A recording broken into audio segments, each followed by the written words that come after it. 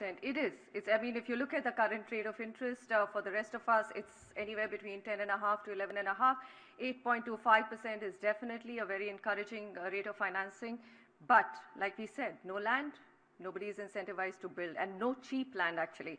Sunil Daya, let's leave aside land for a minute and let's hope and pray that the government does bring it out in the market at a reasonable rate.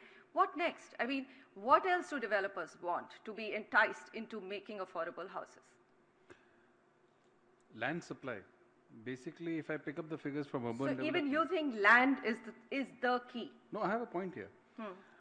There is a perception that land is short or land is not available or we need to go for fresh acquisition of land. Why go for fresh acquisition of land? There is 11 lakh acres available with the government PSUs today as per Urban Development Ministry.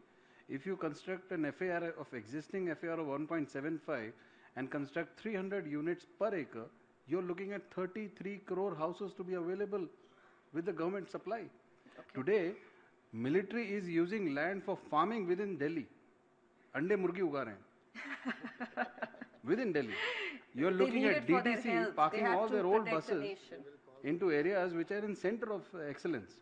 So here, let's talk about land supply. Land is available. You don't need to go anywhere. You need to decide, do you want to auction it? Do you want to give it on a PPP partnership? What is your modus? Second thing is, even if you construct these houses at the cost of construction and take the land cost as zero, you will still get rental out of it. So let's create rental stock. Right. That's an interesting point of view, but let me also get another point of view. Rajesh Arora, I mean, Delhi, Mumbai, rapidly urbanizing cities, huge migration, and we can see what's happening to these cities. They're crumbling with the weight of people moving in. Can we move beyond land? Understood that, yes, we need land from the government, but what more? If land comes, that's it? All of you will start building houses for the economically weaker section?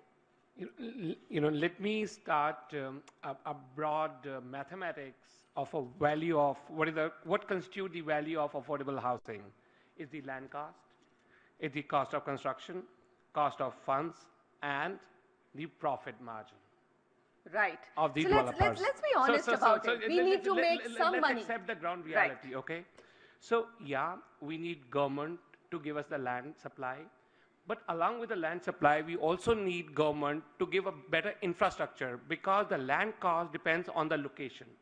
So even if the land is a little away from the epicenter, a little away, the land supply could be more, the land cost would be less, provided there's that infrastructure, there's a rail link, there's other modes of transport. So that way, the government help is needed. Cost of construction, we can't do much about it.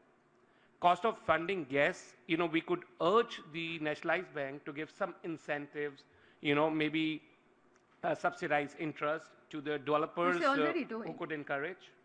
But we have also to make it mandatory. I know I won't be liked, but mandatory for the developers to undertake the affordable housing. If they're doing luxury projects, then they have to do at least some percentage for affordable housing. I am so happy to hear that, Rajesh. I'm going to take hold your thought. I'm going to take a quick break because Rajesh has actually said it. Make it mandatory. It's not going to happen otherwise. Though there are gentlemen sitting here on the panel who've done affordable housing. They're doing affordable housing, so we'll come back in just a minute and talk to them. That was for the cameras. I'll start it again. Can I ask a question from the entire panel? As soon as we finish the recording, ma'am. Okay. 5 minutes, yeah?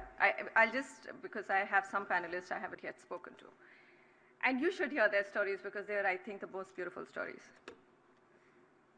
You're the two real guys sitting there. Just 1 second.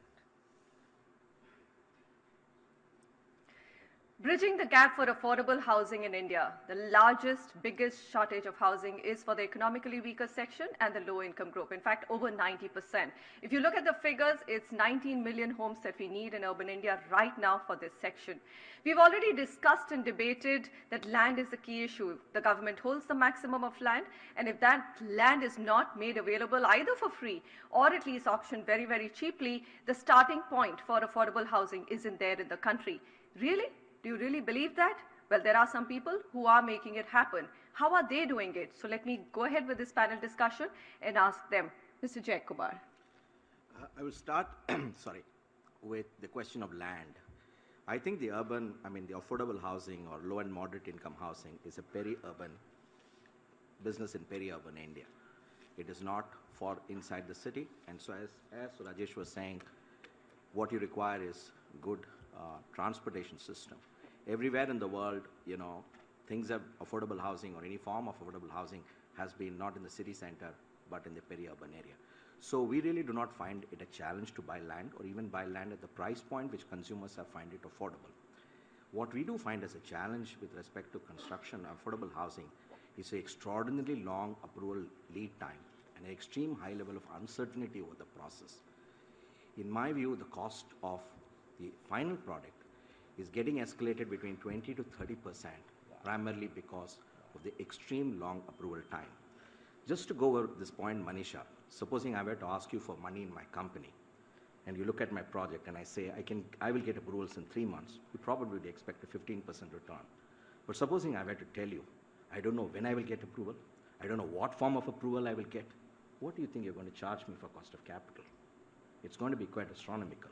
My worry is not about taking capital, we can take more, but my worry is about delivering commitment to our shareholders. If the approvals don't come in, they don't come in on time, and they're highly arbitrary in some manner, how do we deliver affordable housing?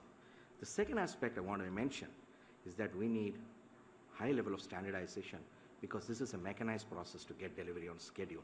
We need laws that are fairly consistent, and it does look very simple that I changed the ceiling from 2.9 to 3.1, but with it carries a whole lot of cost and effort in redoing and so on. So in a way, we are very happy. We are happy that we're able to deliver an end product to the consumer which is as comparable to any other product that comes in the market, whatever the pricing be. But what we think we need by way of encouragement is really cutting down the cycle time of approval process. Once that issue is addressed, everything else gets addressed. That is the heart of the issue. Absolutely. And this heart of the issue is further compounded by enormous rent-seeking activity around the approval processes. That makes investors even more scared to worry, and it does make it difficult for honest developers to go around doing the job. These, to my mind, are the largest constraint. And I think the approval processes, if I'm not wrong, both for affordable or luxury project is precisely the same. There is no attention from the policy makers that they should probably fast track affordable housing. Okay, Sandeep, Tata Housing at both spectrums, a 50-60 crore house and also affordable housing. Tell me, how's been the experience at both these ends of spectrum? Does it worry you that slowly and steadily, if things don't get fixed, you may have to only move towards the 50-60 crore spectrum? It's like a Jaguar and a Nano. Absolutely.